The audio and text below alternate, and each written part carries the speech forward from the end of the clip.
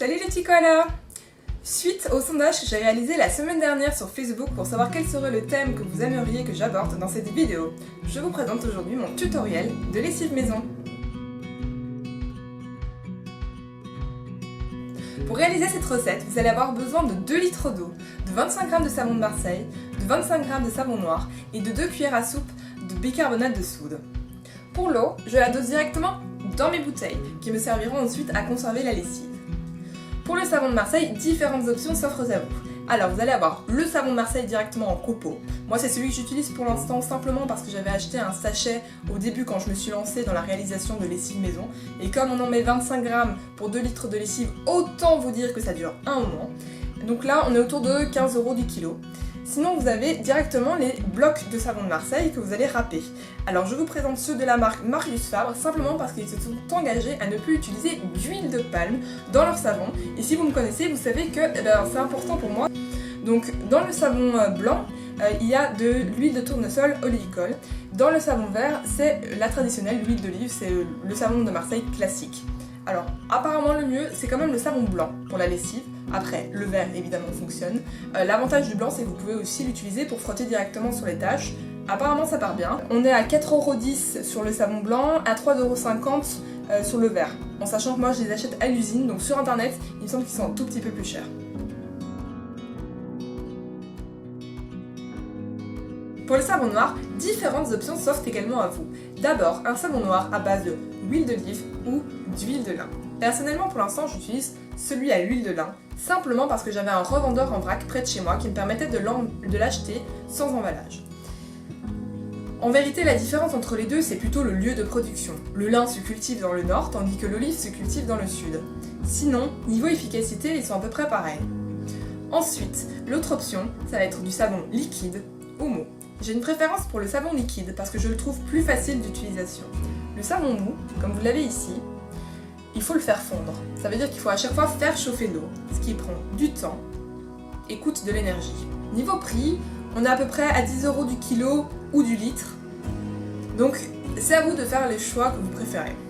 Attention, que ce soit pour le savon noir ou le savon de Marseille, privilégiez des produits de qualité. Pour le savon noir, au plus la liste d'ingrédients est courte, au mieux c'est.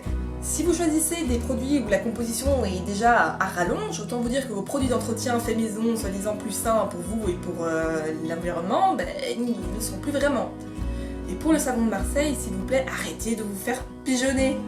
95% des savons de Marseille, en réalité, ne sont pas des vrais savons de Marseille. En France, seules 4 ou 5 savonneries réalisent de vrais savons de Marseille à l'ancienne. Je vous ferai un article sur le sujet, comme ça, vous saurez lesquels acheter. Le dernier ingrédient de cette lessive, c'est donc le bicarbonate de soude, qui va permettre de désodoriser votre linge principalement, mais aussi d'agir sur les taches. Maintenant que je vous ai présenté tous les ingrédients dans le détail, c'est parti pour la préparation. Alors, on va prendre la balance et une petite casserole, et on va peser 25 g de savon de Marseille, donc pour moi, ça sera les cocos déjà tout prêts. Et voici ma première astuce. Ne mettez pas les 2 litres d'eau à chauffer, c'est inutile. Un fond suffit pour faire fondre le savon de Marseille, ce qui vous permet de gagner du temps pendant la chauffe, mais aussi pendant le refroidissement, puisque on ajoute le savon noir et le bicarbonate que quand la préparation a refroidi. Et ça vous fait économiser de l'énergie et donc de l'argent. Comptez à peu près 5 minutes à feu doux pour faire fondre le savon de Marseille. 1 minute ou 2 si vous mettez à feu vif, par contre restez à côté de votre casserole pour éviter les catastrophes.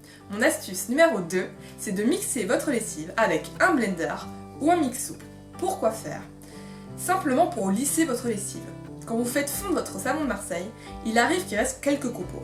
Et ces copeaux peuvent venir encrasser votre machine à laver plus rapidement que ce qu'elle le ferait à l'état naturel, et donc l'user plus vite. Je vais donc verser mon eau avec le savon de Marseille dans le blender.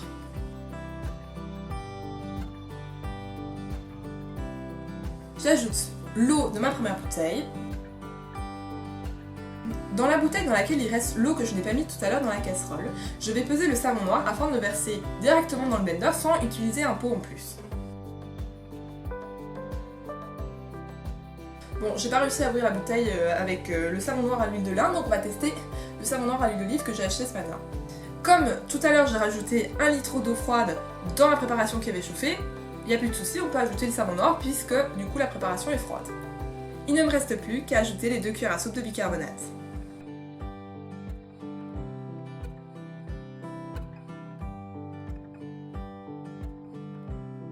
Ma lessive est mixée, il n'y a plus qu'à la mettre dans les bouteilles. Et voilà mon astuce numéro 4. Si vous êtes un peu comme moi, Miss ou Monsieur Catastrophe, l'entonnoir est votre ami.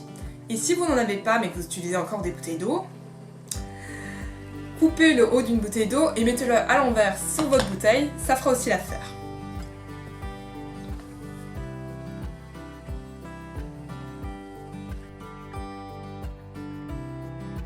Bon, si finalement vous êtes en fait archi Miss Catastrophe, l'astuce numéro 5, c'est la louche. Je vais pas la chercher. Évidemment, si vous le faites avec une casserole, vous aurez moins cette catastrophe-là. Mais bon, la nappe, il fallait quand même la nettoyer. L'avantage, c'est qu'elle est déjà imprégnée de lessive, il n'y aura pas besoin de rajouter trop dans la machine.